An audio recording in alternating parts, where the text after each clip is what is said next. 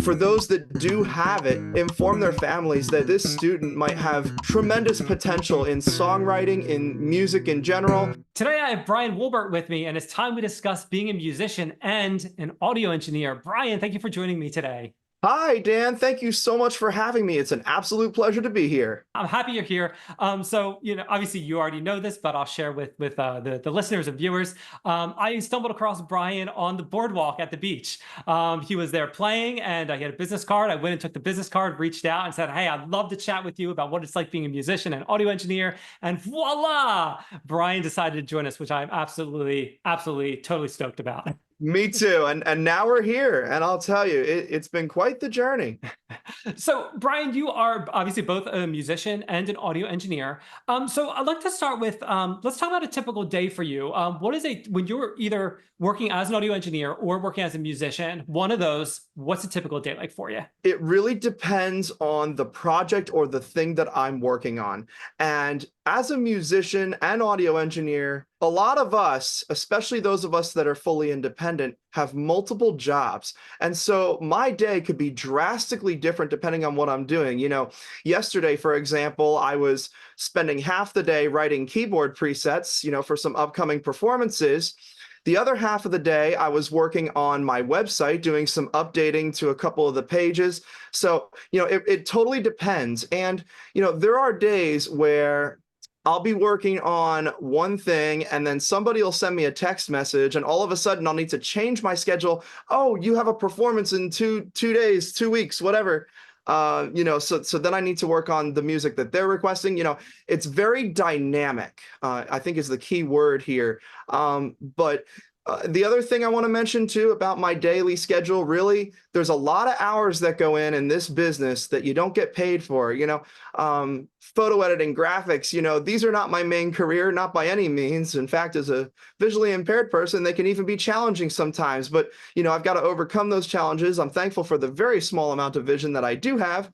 And I've got to do all of those tasks because, in the modern music business, social media is critically important. So, a lot of different things sometimes in one day. It really depends on what the day is. Other days, I'm just spending hours in the studio, mixing, recording, editing, mastering, definitely not in that order. I was talking to a couple of musicians. Oh, geez, at this point, it's been several months ago. But they were talking about the way they write their music. They play everything on the keyboard, and then they send it off to have it basically re-recorded using professionals and the instruments. So they might play the bass on the keyboard, and then they send it off, and like a professional bass player will record it. So do you do anything like that, or is everything you write? I can't remember from the music I listened to on your website if it's all piano based, or if you also include traditional like a drum kit, or what's that like the production like for you? A lot of it is MIDI instruments. However, there are some things in some of my tracks that, were real instruments, especially on my You Are With Me EP. Kit Wharton is an amazing bass player. He's also the producer that I got to work with on that EP, and he taught me a tremendous amount. Now I produce most of my own stuff. I have a lot of my own equipment and everything. So, but he taught me a tremendous amount. Big credit to Kit Wharton. And on a couple of the tracks, he played bass, and he did a phenomenal job. But most of the other instruments that you hear are MIDI instruments that are at a very high quality, because nowadays, a lot of these MIDI instruments are, meticulously sampled to sound like real instruments. And that's a beautiful thing, because it allows a lot more songwriters to have access to great sounding stuff, to express their artistic vision. They've come a long way, a very, Yes. very long way. The quality has gone up and the price has come down. It is just amazing. How important do you think what I'd like to talk about is that if someone wants to transition into that, say, they all of a sudden, they decide they want to be a singer-songwriter, they want to be a piano player, they want to be a performer. How important is it to go to a traditional school to learn that? How important is it to get, a degree in music performance if you want to perform, as opposed to, learning through a music app that they have, or seeking lessons on an individual level? How important is that degree, do you think? Performance specifically, I think it is completely contingent on the teacher that you have. There are some great music teachers. There are some that, need to work on, so I think that it's a matter of how good your teachers are. And your professors. So, I went to Cairn University. I started as a worship and music major, which is essentially a music performance major with a little bit of a Christian focus, which was awesome, by the way. But I had a fantastic piano teacher who taught me how to, use my whole body and proper posture when playing the piano, completely loosened up my shoulders, and changed the way that I play piano forever. And he taught me lots of other things too, but even if that were the only one, it was critically important. Now, I didn't stay at Cairn though, because I wanted to pursue production, and I knew that Cairn didn't have the resources at the time to teach me music production, and I knew that Rowan would have a bit more, and so I made the very tough decision to transfer over to Rowan. So my degree, I decided to go into production. If you're going on the production side, that's where I think the degree is a lot more important. There's a lot more knowledge, if you will, that you need in order to be an audio engineer, in order to understand this field. Unless you're just going to let AI do everything for you, because there is that, right? Can't deny that. It's going to have a big impact on the industry very soon. It already is starting to. But if you want to learn the ropes of that, I think that's where you really need the degree. As for performance, I don't think it's the credential that matters. I think it's much more how good your teachers are. And there are some great teachers, that aren't necessarily at the colleges. The best voice teacher I've ever had, his name is Sal Dupree. Maybe some of you have heard of him. He's in Linwood, New Jersey. He's got students on American Idol, America's Got Talent, everything else. And, he's the person who really taught me a lot of the vocal technique that I have. That's not to say that I haven't had some other great vocal teachers. Shout out to Ruth Naomi Floyd over at Cairn University for teaching me the jazz techniques that I understand and lots of other things. But Sal was really the one who got me started. Performance depends on the teacher. Production, that's where I think you need more of a degree. And certifications. Those certification trainings are going to have additional knowledge that you very well might not get at the college. So consider that too. When it comes to actually getting your gigs, we'll say, how difficult is that? Is there a lot of competition out there? Do you run into it's more so who to get your foot in the door? What's that like for you? It's completely dependent on where you are. And up here in South Jersey, I have found it to be extremely difficult. There's a lot of competition, but it's also pretty challenging to network here. Now, I took this trip to St. Petersburg, Florida, back in early September here, and I got the chance to sing karaoke, just, do some little things like that, perform like little bits here and there. And I've already got 2 people down there that want to hire me. They wish I was moving there tomorrow. So, I think it's really dependent on the community, the culture, a place where there's a lot of loving kindness, where people are, willing to help each other, where people, want to help you move forward. That's the kind of place you want to go as an independent musician. Now, if you're going with an agent, a record label, that type of thing, that's a whole different story. And you need to understand sort of the ropes of that. I recently did a Zoom conference with Alicia Kabak, VIP Ignite. It was really cool. There was a bunch of people there. She was sort of giving a lecture about all these different things. And, one of the things that I learned is that, that there's no longer a such thing as an artist advance. You have to pay everything up front. So not only do you have to connect with somebody now, as far as agents, record labels are concerned, but you need to have some finances up front. And we're talking, at least a few $1,000s here or there that you might have to throw at photographers, marketing materials, producers, whatever it is. It all comes out of the artist's pocket now. So, which is really, really tough. On one level, I think about how the record labels have, I don't want to say collapsed, because they certainly have not, but how the individual can kind of work the way up and compete against the record labels. Let's go with that. Absolutely. On one hand, is really, really cool that just anyone can jump in. If they're talented enough and make enough noise, they can be heard.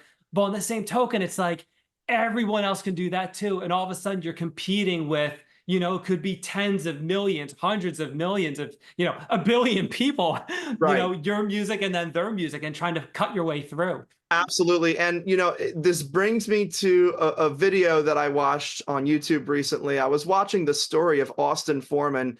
And one of the things that I learned from him is that, a lot of the songwriters that are independent that make it now are the ones that, respond to a current event with a song and get it out there quickly, even if it's not the best recording, even if it's not the most professional of productions. He did pallets full of ballads, and he was sitting on something in his backyard or in a shed, I think he said, whatever it was. You'll have to see his story to check that out. But he wrote the song, and he's got this guy doing a video for him. He's just sitting there playing a guitar and singing, and he puts it up on YouTube, TikTok, whatever, and he's getting millions and millions of views all of a sudden because it responded to a current event. It was a hot topic, and the algorithms picked that up, and took it. You have to ask yourself a very tough question. Are you writing music to make it big, to make it famous? Is that the goal? In which case, do a lot more of the current events. Just keep releasing music, even if it's not the best production, even if it doesn't sound amazing, just get it out there, get it out there, get it out there. Or are you writing songs from the heart, that maybe take a while and that take a lot of thought and care? Those do matter. As a songwriter, I certainly understand a lot of the emotional attachment that goes into that. Just don't expect them to be your biggest money makers. They might be. You never know. You never know when a song is going to get big, but don't go in expecting that. Release it from your heart, not just to make it big. As far as those, long-term songs are concerned. Decades ago, you had LPs, you had your Yep. A side, your B side, cassettes, A side, B side, CDs, you had your full album. They've released the singles and all that. How important is it now to release, a 12-track album, as opposed to, every other month you're dropping a single? What do you think about that? Is that more important now to quickly get the music out there, or to group things together thematically? What's your take on that? It completely depends on your brand, and also, sort of, just to reiterate, are you trying to get big, or are you trying to release music from your heart or stuff that you've been working on for a long time? It depends on your goal and your mission as a songwriter. And the production process is not to be understated or underestimated. It is it is lengthy, it is time consuming. If you're going to do a professional, sounding production, if you're going to go all the way to release a single, right? If you're going to go that far, to go through recording, editing, mixing, mastering, and whether you're doing it yourself or you're working with someone and paying for it, right?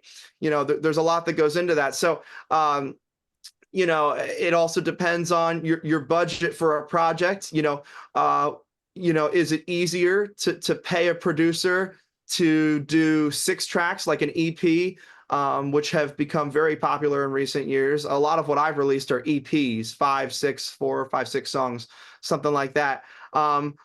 Is it cheaper to do that as a whole bundle, as a project? Does your producer offer something like that? Does your producer charge less just to do a single? I think it's a financial matter. It's a matter of your goals. It's a matter of your brand. Are you the type of person that wants to release stuff all the time, depending on the type of music that you put out? And I think it's fair to say that there are some genres of music that are easier to write and produce and release than others. I'm not going to name any. I don't want to offend anybody, right? But for some of those genres where it's a bit easier to go song, maybe releasing singles is the right way to go. But for some of those genres that take a bit more time and thinking, maybe an EP would be better. This way you have enough time to fully think about each track. That's the thing about releasing single after single is,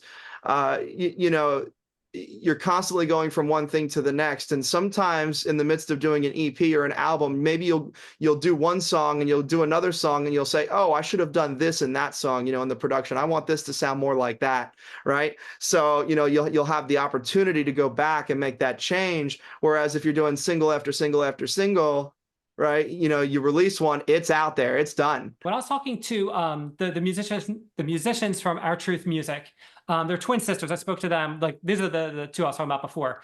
I posed this question to them. So just very briefly, how important do you think it is to release music videos? I think it's critically important, and the more you can do, the better. For me in particular, it's very challenging because of my circumstances, but I mean, the more the merrier with that. And again, it also depends on your brand. You're probably not going to do a music video for every song, but if you are, do you have the budget for that? Do you have, the skills to either edit it or someone that that can do that?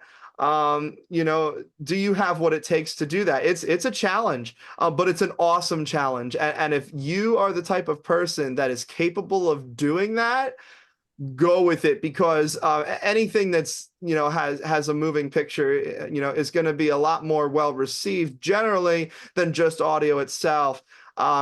Even though audio, we can throw it in our playlist, we can listen to it in the car, we can listen to it in our headphones walking around or going to bed at night, whatever the case is.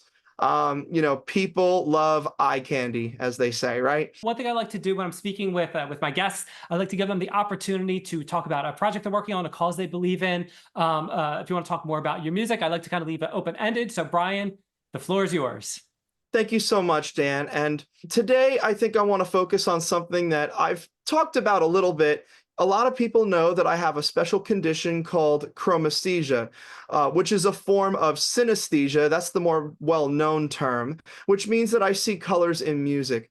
And the reason why I want to talk about it a little bit is because I think that there's potentially a lot more musicians out there that have this condition that don't know that they have it. And the best possibility, the best, scenario is where a musician discovers that they have it at a young age, because it allows them to sort of reverse engineer that gift, and to turn dreams or visions, emotions, things that you see in real life, and to translate them into sort of your own native musical language. Now, the condition is, definitely a little bit rare. Not everybody has it. You can look up the statistics for that, but I wish that music educators, especially like 3rd to 5th grade, right about there, would bring this up. Just ask your students, your music students, hey, do you see colors in music? And if you do, would you come talk to me after class? And for those that do have it, inform their families that this student might have tremendous potential in songwriting, in music in general. It also makes it a lot easier to learn music. It's just a tremendous ability, and I certainly couldn't do half of what I do in music without it.